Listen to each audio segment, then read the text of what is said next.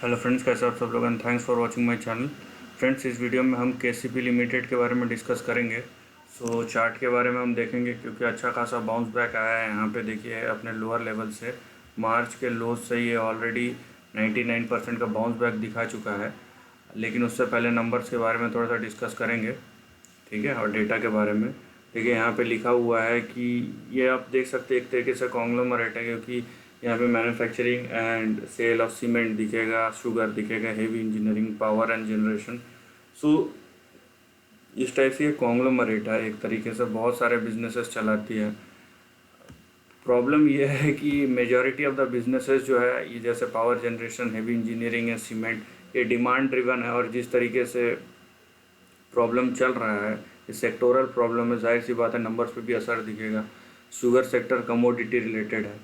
तो यहाँ पे देखिए, यहाँ पे बिजनेस चलाना अच्छी बात या ख़राब बात वाली बात नहीं है। यहाँ पे बात यह है कि आप नंबर्स को किस तरीके से मेंटेन करते हैं। यहाँ पे देखिए स्मॉल कैप कंपनी 835-40 करोड़ की मार्केट कैपिटलाइजेशन है। प्रॉफिटेबिलिटी देखिए आप बहुत कम है, ठीक है, 3%, 7%, 15% के नीचे नहीं होना चाहिए। लेकिन इतना मीगर यहाँ पे आप देख रहे हैं कि इतना कम है प्रॉफिटेबिलिटी। और यहाँ पे रेशियो जो है आपका प्राइस टू अर्निंग 20 टाइम्स है। तो ये वेल अबव है, क्योंकि आपको जितना प्राइस मिल रहा है। यहाँ पे एक चीज़ है कि बुक वैल्यू से नीचे है। जाहिर सी बात है, अगर ये सब सेक्टर होगा तो इनका असेट हेवी सेक्टर है ये, तो इनके पास असेट होंगे अच्छे खासे, लेकिन उससे रिटर्न जनरेट नहीं हो रहा है, ठीक है, यहाँ पे। और आप अगर रेशियोज़ देखते हैं, आप यहाँ पे देखिए, यहाँ पे 37-29, उसके बाद ये जो रेशियो है 2009 से कंटिन्यूसली गिरता हुआ आ रहा है। यहाँ पे 11 के बाद 21% गया था, फिर 21 से यहाँ पे फिर 16, 12।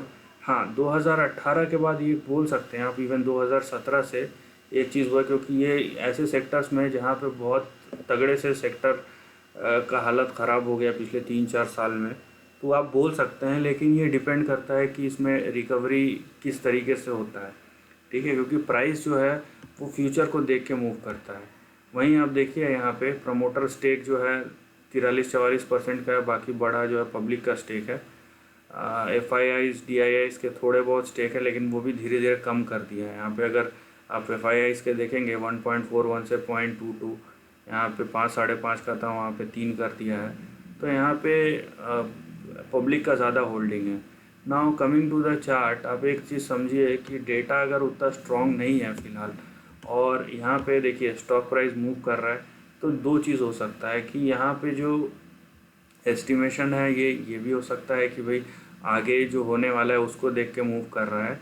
लेकिन उसमें बात यह है कि अगर प्राइस नहीं सुधरे, ठीक है, अगर डेटा सुधरते नहीं है, तो ये जो रैली है वो उसमें सस्टेनेबिलिटी नहीं रहेगा, ठीक है। यहाँ पे एक बात याद रखिए कि वो रैली सस्टेन नहीं कर पाएगा। एनी हाउ, फिलहाल जो रैली है हम उसके बारे में डिस्कस करेंगे और कहाँ तक ले जा सकता है ट्रेंड के बारे में। लेकिन बात यह है कि अगर सस्टेनेबिलिटी वाली बात आ जा रही है, तो यहाँ पे एक मोमेंटम बेस्ड रैली होगा।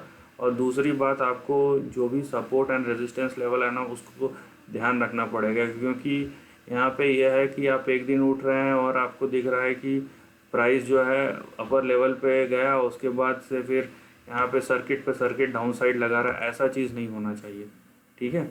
मैं ये नहीं बोलता कि हर टाइप के स्टॉक में होता है, लेकिन इंडिया का stock market developed stock market जैसा नहीं है, पहली बात। और जिस टाइप के से रूल एंड रेगुलेशंस चेंज होते हैं यहाँ पे, ठीक है, वो उसका बहुत सीवियर इम्पैक्ट होता है कि आप बार बार ऐसा छेड़ नहीं सकते किसी चीज़ को।